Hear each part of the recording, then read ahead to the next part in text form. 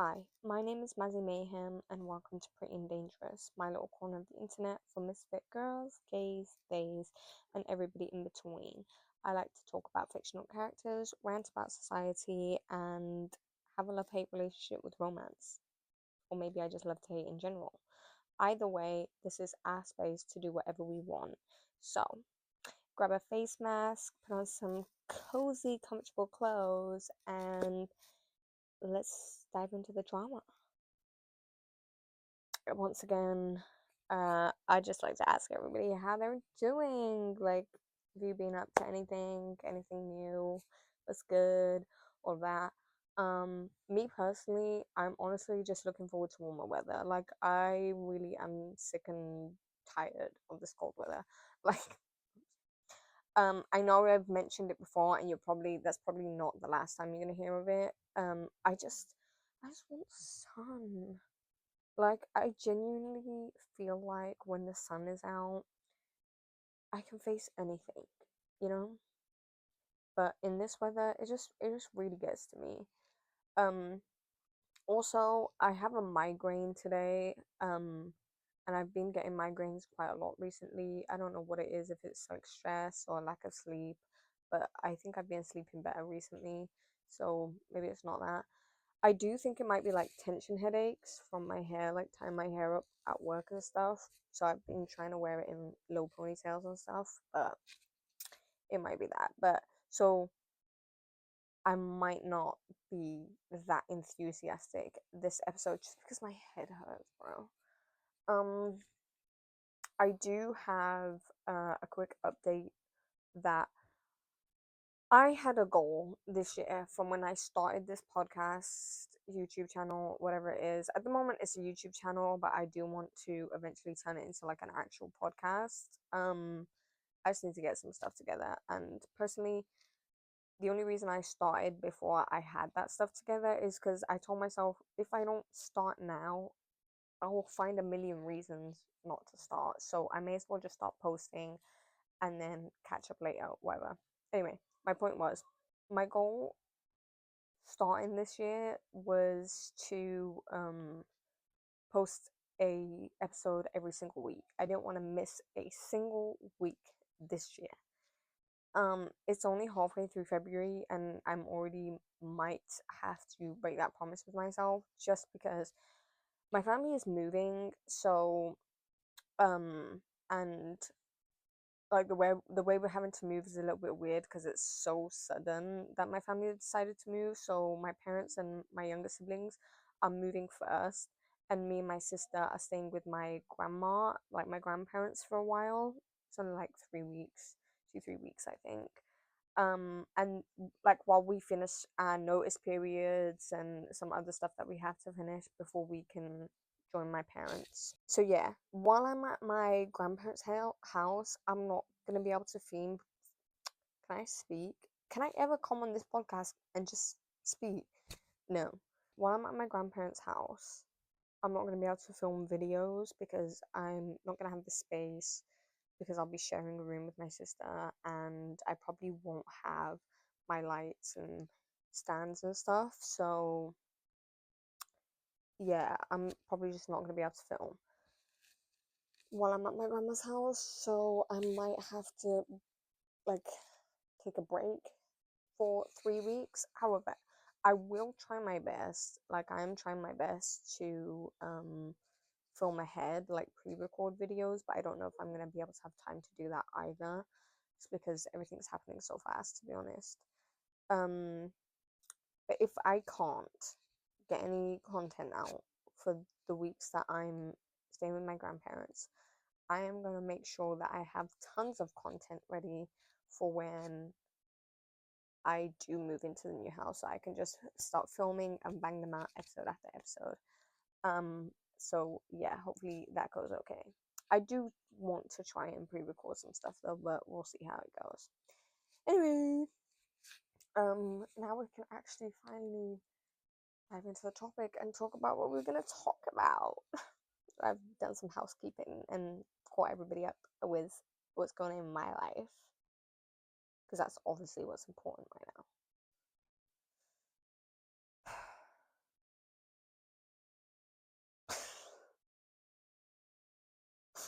sometimes I hear myself and I'm like, who does this bitch think she is? She wanna fight? Anyway, we can now get into the actual topic, which is a Japanese TV show that my sister recommended to me. And guys, when I tell you, I binged this show in 2 days straight. Granted, I think it's only like 8 episodes, so it's not that crazy. But I binged the show in 2 days straight, which is kind of rare for me because I don't usually have that much time to just sit and watch a TV show. I actually really, really enjoyed it. So it's called The Last Samurai on Netflix. No, sorry. It's called The Last Samurai Standing on Netflix because The Last Samurai is a movie.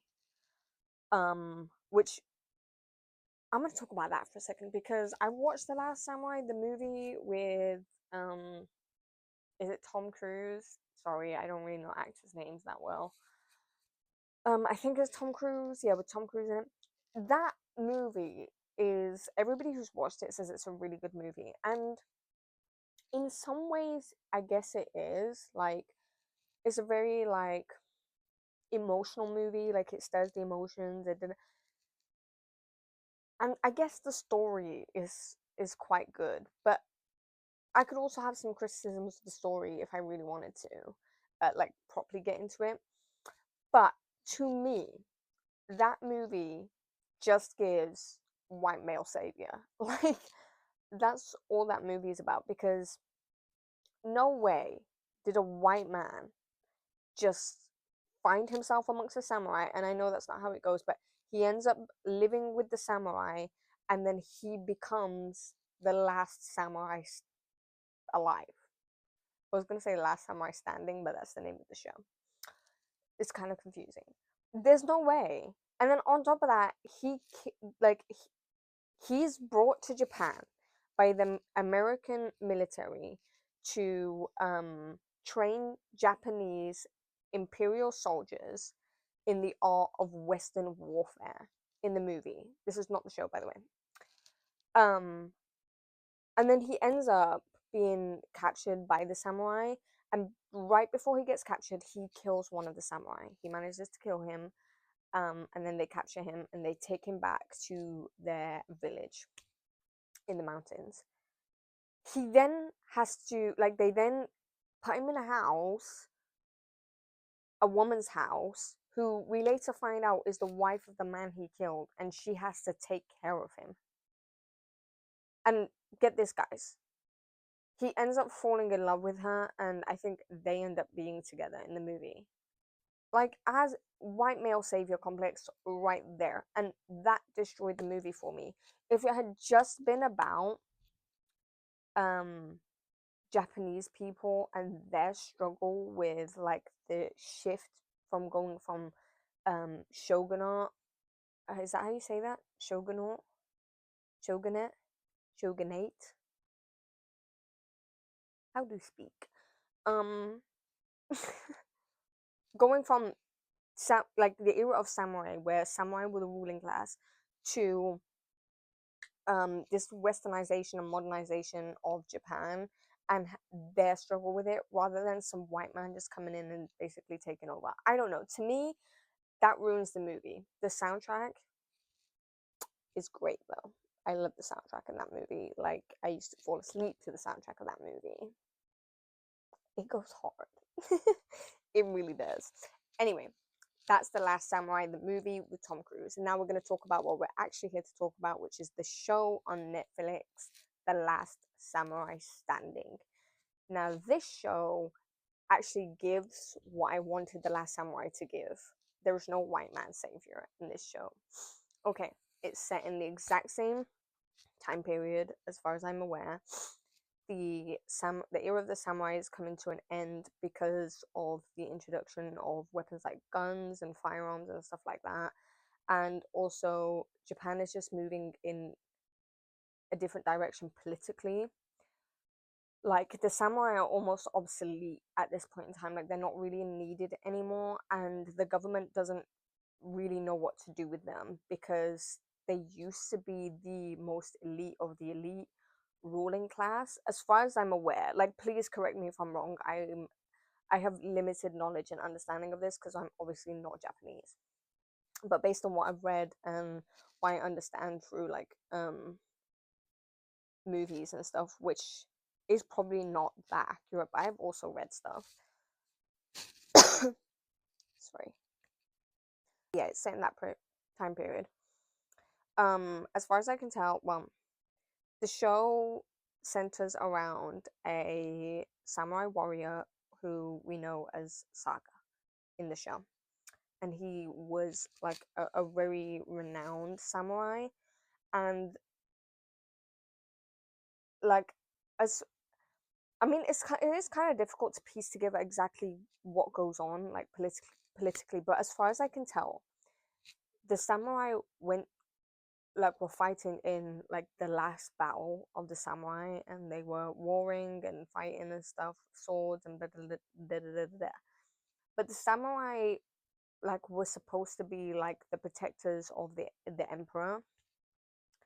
Um, but then the imperial army turns against the samurai. As far as I'm concerned, they start like firing cannons at the samurai. Like the Japanese soldiers are firing cannons at the samurai. So basically, to me, what it seems like is the government are trying to find a way to just get rid of the samurai quietly, because they're gonna become a problem. Because you have all these people who have immense respect, immense power, and crazy strategical and military power in the country that no longer serves the interests of the government. So they're trying to get rid of the samurai. And like it kind of traumatizes Saga, because you're like, this is like what he devotes his life to, is fighting for the emperor, fighting for his country, fighting for his people, like the art of warfare and like the code of honor that the samurai are tied to, or at least that's how it's portrayed in like media and the show and stuff. But it traumatizes him because these people, they're used to fighting with swords and stuff, and now all of a sudden there's cannons and there's limbs flying everywhere and people are being shot and loud noises and all of that. So as you can imagine, PTSD. Okay, that's in the past. I can't remember exactly how far in the past, maybe something like 11 years in the past. In the present, the samurai are definitely like obsolete. There's a sword ban, like you're not allowed to carry swords anymore. There's no really samurai clans left. Um, you're not allowed to fight in the streets. You're not allowed to like everything that the samurai built on is no longer allowed. So like the samurai just don't exist. So anybody who was samurai and that was their whole life are kind of just left without any purpose for living anymore. Um, so yeah. And also times is hard. Like in Saga's village, everybody is sick and like dying and hungry because there's not a lot of food, there's not a lot of money. um I think it's cholera that's going around. Everybody's got cholera. If you haven't got money, then you can't get medicine. If you can't get medicine, then you're gonna die. And in the first episode, Saga's wife and his daughter are very sick. And his daughter ends up dying, and that's kind of what kicks him into overdrive, and he's like, I have to fix this. I have to do something about the situation. He tries to sell his sword because that's the only thing he has left to sell, because his wife's still alive and he's got a little baby boy, like he's got a son. So now that his daughter's dead, which is really sad, because like I don't know what people were doing back in the day, because how easy it was for somebody to just die, like for your kid to just die, or for your parents to just die because they got ill and you didn't have access to medicine. Life was so crazy. Like, oh my god. You know when people say like, oh, I was born in the wrong era? I don't think I was. God. Anyway, you don't even have time to really process it even. Like, they're there 1 second, they're gone the next, and you have to carry on trying to survive. Otherwise, it's gonna be you next, or somebody else you love is gonna die, and it's just like it's just wild. Anyway, so he tries to sell his sword, but because swords are banned, nobody wants to buy it because if they're caught with a sword or buying a sword, it's like they could get in trouble for it. So he goes to like I think it's a friend of his, and he tries to sell the sword to him or somebody he knows, and they're like, "I can't buy it. I can't take it from you. I can't buy it off you. You shouldn't even be here. What are you even doing with the sword? All that." And Saga's basically begging, like, "I need some medicine. I need something like food, medicine, because my family are dying." Um, and so the guy ends up giving him some flour for free, I think. Um, then what happens is Saga and everybody in the village are all crowding around like this leaflet of paper that is pinned on a board somewhere, and it's basically saying like anybody with martial arts skills, any former samurai, anybody who has fighting abilities and all of that, or experience in that, or is trained, is invited to come join. um I don't know what they call it, like a competition where the winner gets a prize of money. And the amount of money that they're going to be given is like enough to feed an entire village for 10 years. So like you can imagine how many people are like so desperate that even if they don't have like those fighting skills, they're probably going to try and go just to get a chance at winning that money, because everybody is literally starving and dying, and everybody they love is ill. Like it's not a great place right now to be. Like everybody's suffering. So Saga's like, I don't have to go to this because my family, my daughter's already dead, and my wife's going to die, and somebody has to take care of my son. So he ends up traveling to this competition, and he gets his sword back off the guy. No, he never gave his sword to the guy. I'm tripping.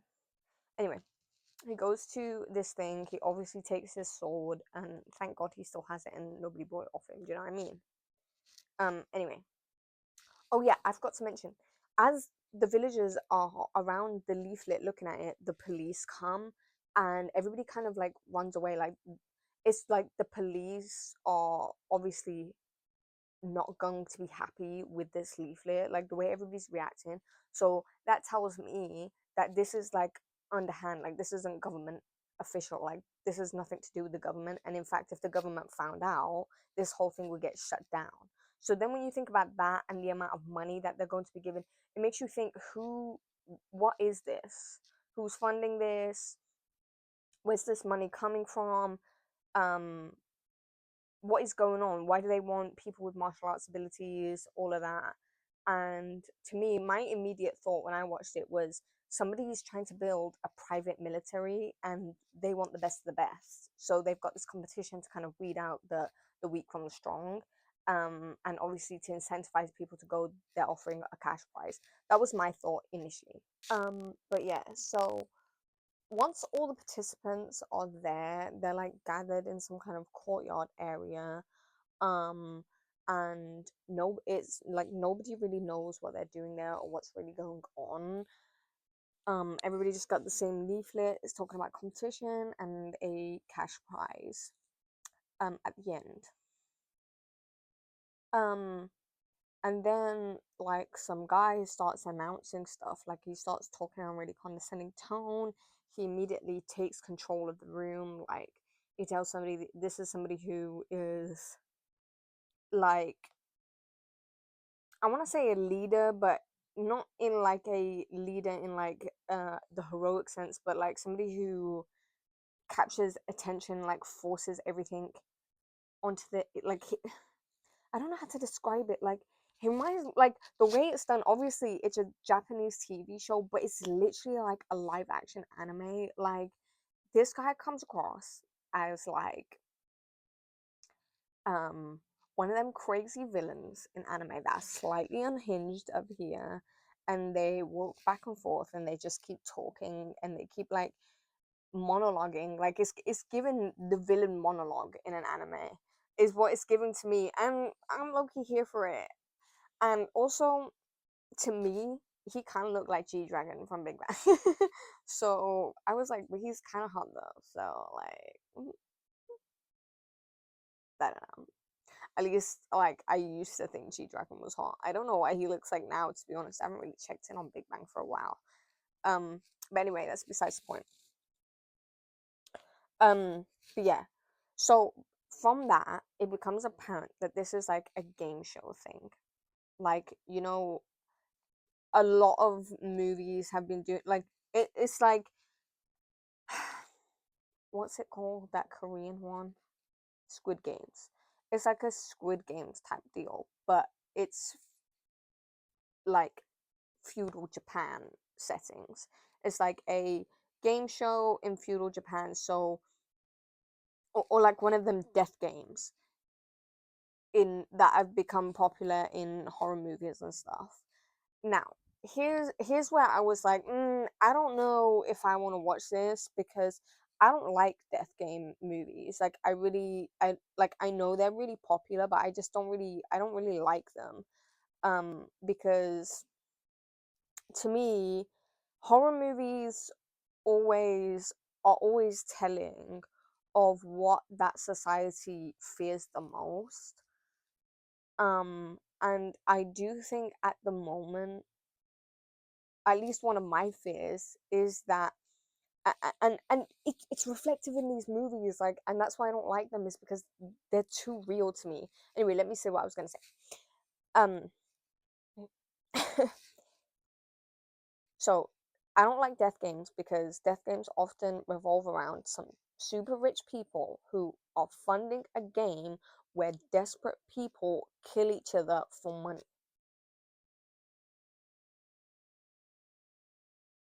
That to me sounds like one of the worst things that could happen, because it could so easily happen in the world right now if it's not already happening.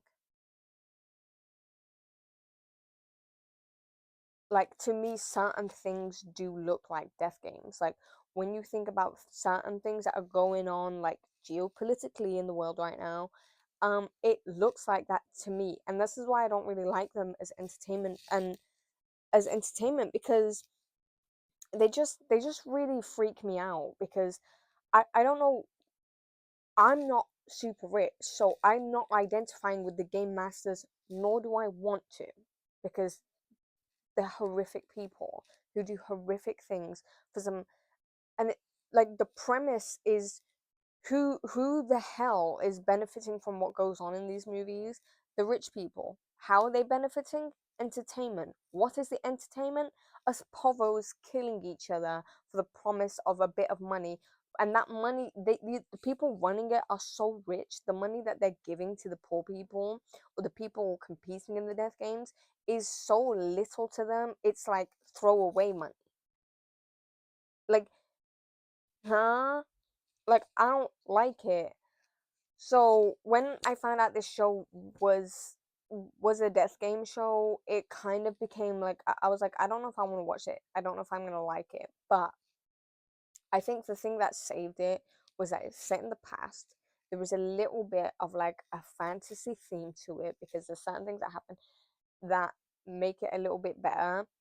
And usually things like that I can tolerate more when it's a cartoon or not live action, or I can remove it from reality, because I don't like I don't like death game movies that are I don't like death game movies, period. But when it's like they make it so realistic that this could just be the reality that we wake up to tomorrow, that that really freaks me out, because I don't put it past these people. Like, I really don't. Um, and like, I think horror movies are always telling. Like, if you go back and you look through the eras that horror movies have, they always represent the society or culture's biggest fear at that time, because that's how a horror, if you think about it, that's how a horror movie is going to work, because the horror movie's purpose is to instill fear into the viewer. And death games being the popular horror movies of this current era right now makes so much sense because of what's happening, like the class divide and late stage capitalism, and just like the um the filming of war zones. Like, it's a double-edged sword because now we know what's going on, but at the same time it's almost entertainment. It's almost um people are making money of this. Like, so yeah, I don't really mess with death game movies like that. I don't really think they're good. I don't find them that entertaining. The only reason this one I can get past it is because it doesn't present like some of the death game shows that I've watched. Like, some of them come across as, and I'm sorry I'm going on this rant, but I need to get this off my chest.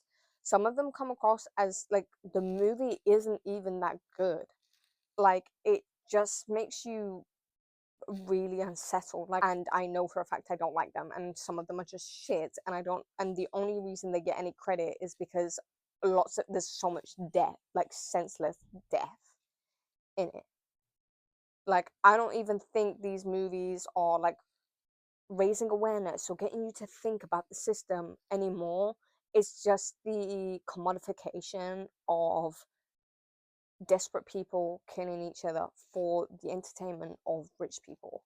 And that just really doesn't sit right with me at all. So yeah, that's my rant on that. But so yeah, this TV show feels like an anime. Like, it's live action, but the way it's filmed, the characters, the storytelling, it feels like a fantasy anime. So that kind of helps me get over the death game part. I still don't really like death games, but I have a feeling this is gonna, like, if there's a season two, it's gonna take in a direction that I'm actually gonna like. So okay, so the rant over. Um, yeah. So all the participants are gathered in the courtyard. That game master guy is standing in front of everybody. Um, and he addresses them, and he basically says that they have 20 seconds to leave. Before he explains anything, starts saying anything about what is going on, he says you have 20 seconds. If you don't want this, you don't want this smoke, you don't want this, then you have 20 seconds to walk away now. Because if I start speaking and telling you the rules and stuff, you can't leave. Okay? Like, you either have to die or make it out of this alive once you know what's going on. Like, so that unsettles everybody a little bit, but nobody leaves. Um, so yeah, nobody leaves for the 20 seconds. And after 20 seconds, he's like, okay, so all of you about it? Like, all of you want this sound because you don't have a choice now. And then he starts, um, oh no, wait, before he starts talking about the rules, somebody from the crowd, like after the 20 seconds is over, shouts at the game master and is basically like, I'm a police officer and you are under arrest. Whatever this sham is, whatever you've got going on, whatever is going on here, whatever is happening here is getting shut down now. Game master goes raw. I told you, you either leave before or you won't leave here alive. Like, when this police officer starts speaking, basically all the other participants like step away from him, so he's like the only one stood there in front of the guy. And the game master basically laughs or clicks his fingers or does something, I can't remember what he does, and the police officer drops dead instantly. Like, he means to let the participants know that he's being dead serious when he says you either fight your way out of this and you win the prize, or you don't leave this game alive. And then he starts listing the rules. So basically, what everybody's got to do. Hang on a sec. So basically, as he's explaining the rules, there's people in the crowd handing out these wooden tags, and the game master explaining that each wooden tag is worth 1 point. Everybody's wooden tag, I think, has their name on it, so you know whose wooden tag you have. Okay, they're given a route to follow, like across Japan. At certain sections in the route, there's checkpoints. At each checkpoint, you need a certain number of points to pass through. If you don't have that number of points, you either don't get to pass through or you get killed. Okay, and like I said, each tag is worth 1 point. So to collect points, you need to take tags off people. And nobody's going to let you do that, so you're going to have to kill people to take their tags. Making sense now? Great. I think they have, I forgot to write it down. I think they have 3 months to make it from one end of Japan to the other end, or to make it through the whole game. 3 months, right? Each checkpoint you pass through, the number of points you need increases, right? So they work it out mathematically, like based on how many participants there are versus, like, I can't remember how many points you need by the end, but they work it out. There are only enough tags for 9 people to win. But the leaflet only said that the winner will get money. So nobody really knows what's going to happen, even if they do win, because there will be 9 winners. Then what's going to happen? I doubt they're going to let 9 people walk away with that much money. Something else is going to happen. Anyway, so them's the rules. To leave the first gate, like to leave the courtyard that they're currently in, you need 2 points. So, and after you lose your tag, say somebody takes your tag off you whilst you're still alive, you have 10 seconds before somebody kills you. Like one of the people running the game. 10 seconds before you get shot. Okay. So then, after he explains the rules, the game starts. At first, everybody just stands still, like nobody even knows what to do. Like, is this for real? Like, what's gonna start happening? Like, all of that. Then there's one crazy guy, and like, if you watch anime, like, a lot of shonen anime have the archetype of this character in. It's like a crazy guy who he lives to fight. His sole meaning comes from fighting. He's like the delinquent type, like in anime. That's him. I can't remember his name. I don't even know if they mention his name in it, because like he's not the type to sit there and my name is da da da. No, he just starts swinging his sword. And that's exactly what he does. He starts swinging his sword, and within seconds, he's killed like 3 people. And as soon as he kills people, it's like everybody gets it that, oh, this is for real. You're gonna have to kill people to make it out of this. So that's kicks everybody into the game, and everybody starts like killing people. Now, Ant-Man Saga, he is traumatized from the last war that he fought in, and how his own people turned against him. And like, my man has PTSD, like, for real. He's kind of frozen in place. He keeps trying to reach for his sword, or he has his hand on his sword, but like, he literally, like, his PTSD isn't letting him pull his sword out. Like, he can't do it. So he's just stood there, like, having flashbacks, like, not really knowing what to do, like, oh my god, like, and you're like, bro, this is, bro, you need to get it together, otherwise you're gonna die. Like, you can't be doing this here. You need to get together. How about my hair on the microphone? I've been moving too much. But yeah, so he's literally having a panic attack in the worst moment possible. Um, and like for the times where people do try and attack him because he's stood there like a shaking leaf, he just avoids it, and you can tell when he avoids it, you know this guy was like a sick fighter. He's just got PTSD and he can't like lock in right now. But you're like the second this guy does lock in, it's over. Is over. Anyway, um he from across the courtyard he sees like a little girl, and when I say a little girl I mean like a 14-year-old girl, kind of just stood there the same as him, like shaking like a leaf, not really knowing what to do. And obviously people are closing in on her because easy target. um but what the hell, he literally thinks, what the hell is a child doing here? And that kind of kick starts his like something, his warrior spirit or something, I don't know. It gets him going a little bit. He's like, if I think what happens is that he's like, if I can't defend myself, at least let me defend somebody else. Like, I think it helps him get out of his own head a little bit. Anyway, so he starts to make his way over to the girl. This man does not pull his sword out once through this entire interaction, because, like, this entire fight, this entire part of the show, because he's still suffering from his PTSD. Every time he reaches for his sword, he literally mentally cannot pull it out. Like, it's it's mental, but it's like something's physically stopping him from pulling it out. Now that I'm thinking about it, I'm like, was it rust? Was the sword rusted? I don't know. Who cares, right?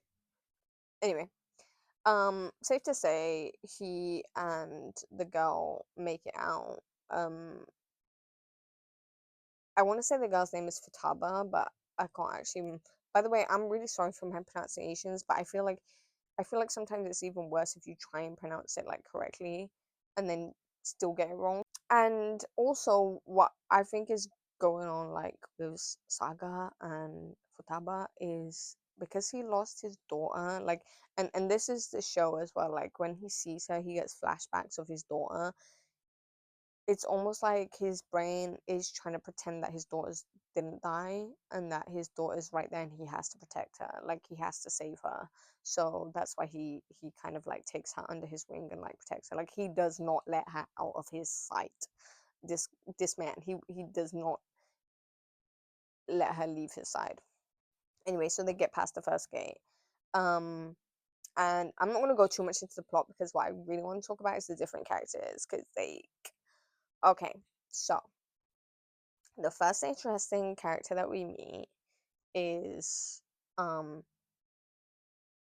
this guy who, to me, he looks like a ninja. Like he comes across as a little bit of a ninja. He's totally mysterious. We don't really know anything about him, but he seems to know everything about everybody. And the first time you see him is he stumbles upon Saga and Futaba, and he literally could have killed them, but he doesn't. Instead, he leaves them a tag. Like he's like, here's, you can have this point to, so you have enough points to get past the checkpoint, which is crazy considering the nature of what's going on. Anyway, so um he kind of disappears, but he comes back later. He's just like a bit of an interesting character because he offers like a plan. He's like, why don't we, like, we know mathematically that there can be 9 winners.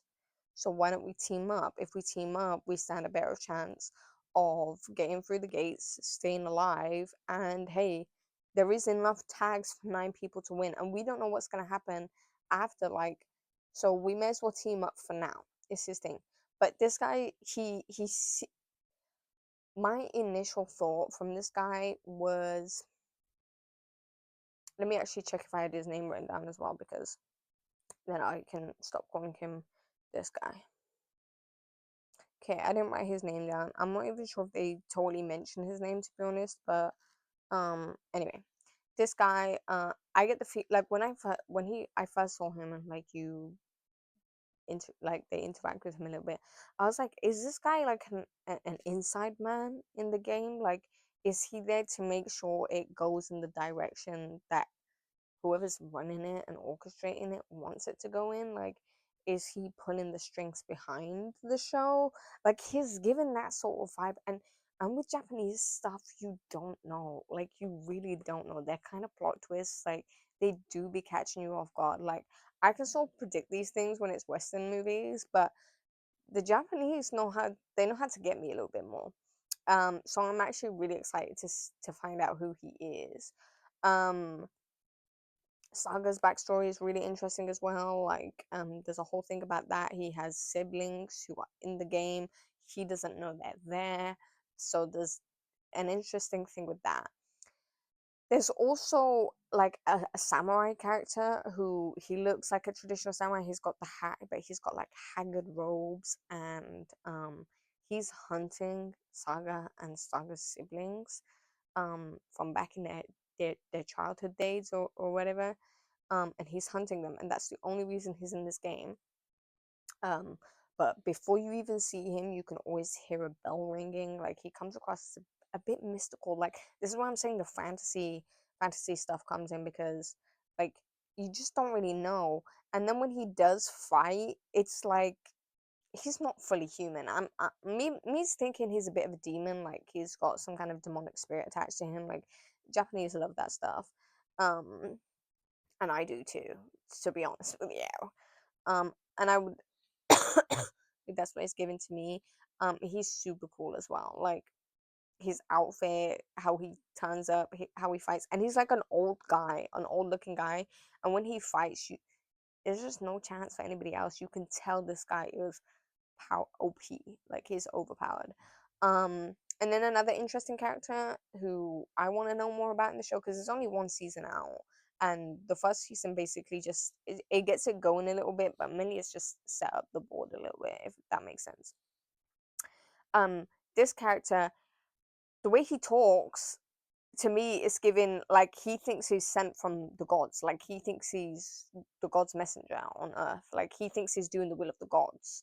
And this guy's an archer, and I'm not really too sure what's going on about with him, but he ends up protecting Saga and Futaba. And the only reason he says that he did that is because Futaba is a child, and anybody who tries to harm the child, he will protect the child. As long as Saga is with Futaba, he will protect them. Okay, sure. I mean, like, if that's like what you want. So a gang is starting to form, and like they're gonna help each other pass through the gates, basically, is what I'm getting. But they don't really know each other, so they're forced to have to trust each other with this kind of stuff. And the characters are just really interesting. The fight scenes are literally like anime fight scenes, but it's live action. So I'm really loving that, to be honest. Like it is it's filmed like how anime is drawn with the fight scenes. And I'm just enjoying it because it looks stunning, is what I'm saying. Like it's very visually appealing to watch, and like I think it's really good. Like I actually think this show is really good. So yeah.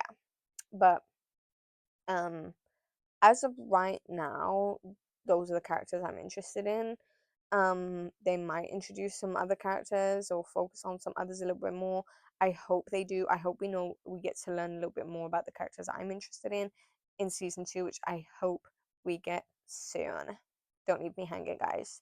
So other than the characters, there's another element that I find interesting to the show, and that is that every now and again it cuts to these rich Japanese businessmen who are just watching the game play out. Like literally in the first bit of the game, when they're in the courtyard area, there's these guys who are in a building that's like off to the side with binoculars, literally watching these people kill each other.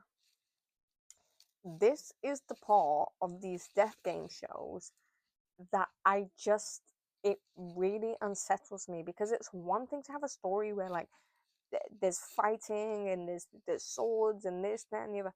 It's another thing to see people being entertained by it. In a weird way, even the viewer, even in like a fantasy setting, even the viewer we're being entertained by like death and stuff. So that's weird in of itself. But if you were to take that scenario and make it real, and there's these rich people watching it really happen for entertainment, it's insane. And these rich men, they clearly have something against like samurai, and um they think they're like they say some stuff where it's like it's obvious they don't like the samurai. They want all the samurai, like even samurai who used to be samurai but are not samurai anymore, they want them gone. Like to them, it seems like this game is a way to get rid of the samurai once and for all, or like the warrior class, or people who can fight back. This is a way to get rid of them. This is a way to make them kill each other so nobody can resist the new world order, which is um what's happening in Japan at the moment in the show. But the game master doesn't really seem like his mannerisms to me, like body language and stuff. I just don't think he likes these rich people. Like, I don't think he's on their team either. I think they're, and I don't think that the game master is the person running the show. Like, I think there's somebody behind him. Like, he's just the front man. Um, but I think whoever is actually owns the show or is doing the game or whatever is playing these rich people just as much as he's playing the people, the samurai. Like, I think they're getting played. But I guess we'll see. And if that is the case, which I'm hoping it is, I will like the show more. But I just don't like death death game shows or anything like that. But if there's somebody else who's playing the rich people, then it's like it kind of balances out, if you get what I mean. Anyway, these rich guys, I think they have they're like shareholders of the game, like they're pumping money into it to help it run, as far as I'm concerned, because you have to pay these people, because the amount of people that they just have on standby to just kill people if they lose their tag or anything goes down, surely they're getting paid a wage. So I think the rich people, like their shareholders or donators or whatever to the game show or like the competition or whatever it is. But also later on, it kind of shows them in a game room and they're placing bets on which player they think is gonna win or who they think is gonna pass into the next round, and they place bets on it, and then whoever wins, like they're actually treating this like a game board, like, and that is kind of unsettling. Like, it actually kind of is a little bit strange, and it's for that kind of reason that I find the whole concept of movies like this and how popular they have become just a little bit strange. Like, I think we've moved out of the stage, like back to my rant, where these movies are thought provoking, and we've moved into the stage where everybody's just pumping them out because it's entertainment. But that being said, I do feel like this one has a little bit of a spin on it. And so far, I'm actually liking it. I was gonna say I'm not hating it, but I'm actually liking it. Um, but yeah, nobody knows what the purpose of this game is. Nobody knows what's actually gonna happen. Nobody knows why anybody would set up a game like this. Not the participants, not the audience. I don't even think even the rich people are aware of it. The government, the Japanese government, is not aware of what's going on. Like, this is an independent thing. Um, but yeah, so I think that the show was really interesting because it kind of like it touches on things that are very relevant in a watchable way, in my opinion. It's not just a death game. um like, it really forces how far are people willing to go to survive, how much of humanity are we willing to lose to survive, um and what happens when power and money decide who gets to live. Crazy. And that's literally sums up why I hate death games, because I can't wait to see what they do with this show next. I really hope they make a season 2. So you guys better watch it on Netflix so we can pressure Netflix into making a second season. Please and thanks.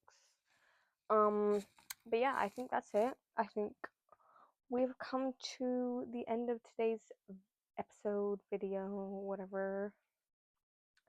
Um, I did try something slightly different with the script. Usually I like really like the way I was writing scripts before was I was typing how I speak and trying to remember the entire script off by heart because my perfectionist brain told me that that's what I need to do.